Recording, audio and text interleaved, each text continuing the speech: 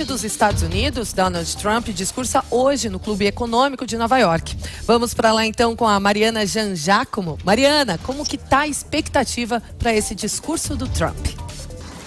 Pois é, muita expectativa, viu? Mercados financeiros do mundo todo, não só aqui dos Estados Unidos, aguardando para saber o que é que Donald Trump vai falar sobre a economia mundial e principalmente, é claro, em relação à situação com a China, né? Essa guerra comercial entre os Estados Unidos e a China que vem preocupando aí os mercados no mundo inteiro já faz algum tempo, né? Esse discurso deve acontecer no horário de almoço, então provavelmente aqui no comecinho da tarde, em Nova York. E um porta-voz da Casa Branca divulgou uma prévia, falou o que é que a gente pode esperar desse discurso. Ele disse que Trump deve destacar como as políticas de governo dele de diminuir taxas e praticar um comércio exterior justo e recíproco resultaram na mais longa recuperação econômica da história dos Estados Unidos, com recordes de emprego e salários subindo. Mas esse porta-voz não deu mais detalhes, né? Ou seja, falou então que o Trump deve falar, né, fazer esse elogio à própria política, destacar o que está indo bem, né, nas políticas adotadas por ele, mas o porta-voz não falou aquilo que os investidores querem de fato saber, que é se o presidente vai falar ou não sobre um possível acordo comercial com a China, né? Alguns investidores dizem que simplesmente uma indicação positiva de que esse acordo pode mesmo ser assinado, pode virar realidade, já seria suficiente para movimentar o mercado por aqui. Lembrando que nas últimas semanas a China falou bastante sobre uma questão de suspender todas as tarifas que foram impostas durante a guerra comercial e o Trump disse que na verdade não é bem assim, que ele não vai suspender as tarifas que já foram impostas, que ele pensa, é claro, considera suspender algumas tarifas que estão previstas e ainda não entraram em vigor, mas que não vai suspender não as tarifas que já foram impostas. Então isso deixou essa história do acordo comercial ali meio incerta, né? Ninguém sabe muito bem o que esperar e aí por isso toda essa expectativa, todo mundo muito ansioso para esse anúncio do presidente Donald Trump que deve acontecer hoje aqui em Nova York. Kalina. Ô Mariana, e esse discurso vem em meio ao processo de impeachment. Quais são as novidades sobre esse assunto?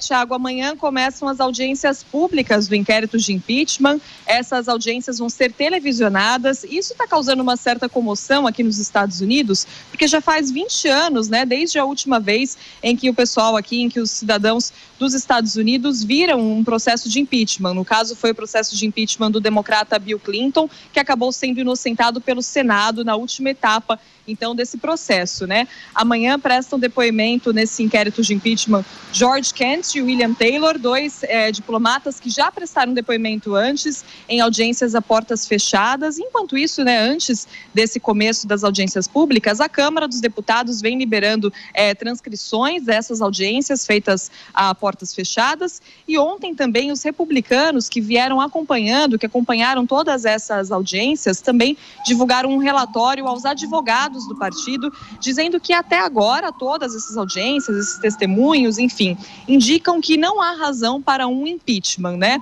E o próprio presidente Donald Trump também já tuitou hoje sobre isso e ele disse que deve liberar a transcrição da primeira e mais importante ligação telefônica com o presidente ucraniano ainda nesta semana. Então, é uma ligação aí que a gente não sabia ainda, a gente ainda não tinha conhecimento de que essa ligação existia, né? No centro de toda essa questão está uma outra ligação telefônica, que está no centro da acusação aí do Trump, de que ele teria pressionado o presidente da Ucrânia a investigar o democrata Joe Biden.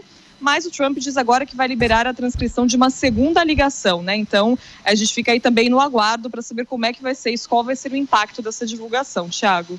E Mariana, para encerrar, o ex-presidente dos Estados Unidos, Jimmy Carter, passa hoje, né, por um procedimento no cérebro. O que aconteceu?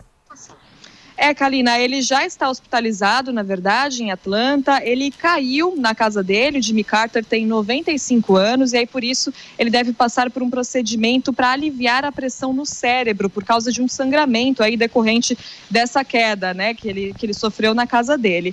Aí isso também está sendo muito noticiado aqui nos Estados Unidos, porque Jimmy Carter foi presidente aqui de 1977 a 1981 e ele é o ex-presidente dos Estados Unidos mais velho, tem 95 anos, né? Enfim, então todo mundo bastante preocupado aqui, noticiando bastante essa história do Jimmy Carter. Por enquanto a gente não tem mais notícias, apenas que ele já está no hospital e deve passar por esse procedimento ainda hoje. Kalina.